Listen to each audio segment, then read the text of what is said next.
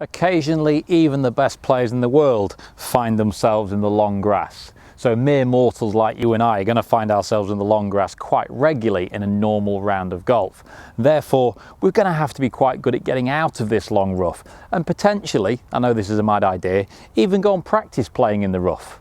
It's daft, isn't it? We spend loads of time in the rough on the golf course, yet every time we go to the driving range, we tee the ball up on a perfect lie and wonder why we're not very good at playing out the rough. So spend some time throwing a few balls. Next time when you're on the practice round, throw a few balls in the rough and try and get a few of them out. Get a feel for how the rough reacts to your shots, and your club selection matters when you're in the rough.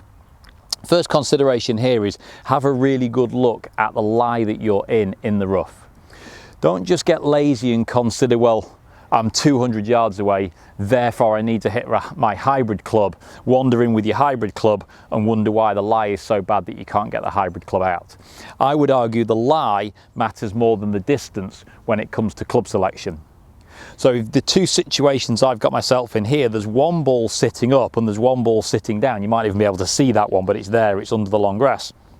The ball that's sitting up, I could hit hybrid club at that. I could pretty much get any club I wanted at that because it's sitting nicely up in the air, and it wouldn't be too difficult to make a swing at that one and pop it out with any club I've got.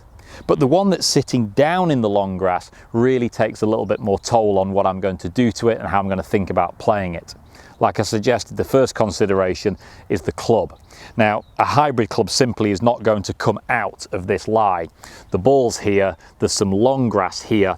Coming in with a hybrid club is like trying to cut through something with the side of a bus. It's just not going to make any penetration through that grass. So what we need is something with more loft, more angle to get down through that grass and to pop the ball out the other side. So straight away, the club selection should lead you to a more lofted club. So I've taken a pitching wedge here to try and blast this ball out. Now you might say, well, we're 200 yards away. A pitching wedge is the wrong club. Well, it is, it's not going to reach the green, but if a pitching wedge can go 100, then another pitching wedge can get me on the green. I can be on the green in the next two. The tough version here is I take hybrid club and I move it 20 yards further forward, and now I'm 180 yards away and I've only got one shot left to get on the green. So using a pitching wedge or a more lofted club is taking your medicine, get the ball back in play and go from there. In terms of choosing the right club, once we've got that, we then need to choose the right setup and technique. Now, from a bad lie like this, what I would often try and do is play the ball a lot further back in my stance to make sure I really get underneath the golf ball. So I'm going to drive the ball into the back side of my stance, take my body weight well ahead onto my lead side, and then really hit down hard and heavy. And the hitting down hard and heavy is often the thing that we see golfers get wrong in this situation. They're scared of getting stuck in the rough, so they try and lift the ball out, and lifting the ball out from this situation just won't work. We actually want to try and smash all of this long grass away and really drive the ball forward. So we'll go ahead here, we'll play the ball a bit back in the stance, we'll take the hands well ahead. I'm going to try and really cut down into the grass here, and I can instinctively feel my grip pressure gets an awful lot tighter there. I really squeeze the club because I know the club's going to try and slow down in the long grass.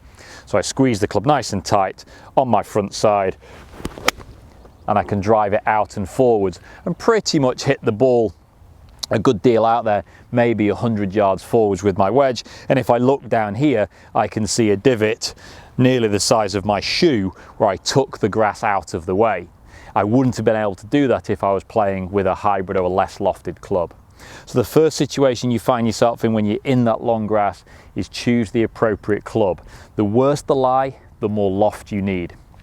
Play the ball a little bit back in your stance, grip down for control, lean on your left side or your front side so you can hit down, squeeze the golf club nice and tightly so that the club doesn't spin out of your hands, and then commit some more to taking that divot, driving right down into the turf to drive that ball out and forwards. Next time you're in the heavy rough, practice with more lofted clubs for better results.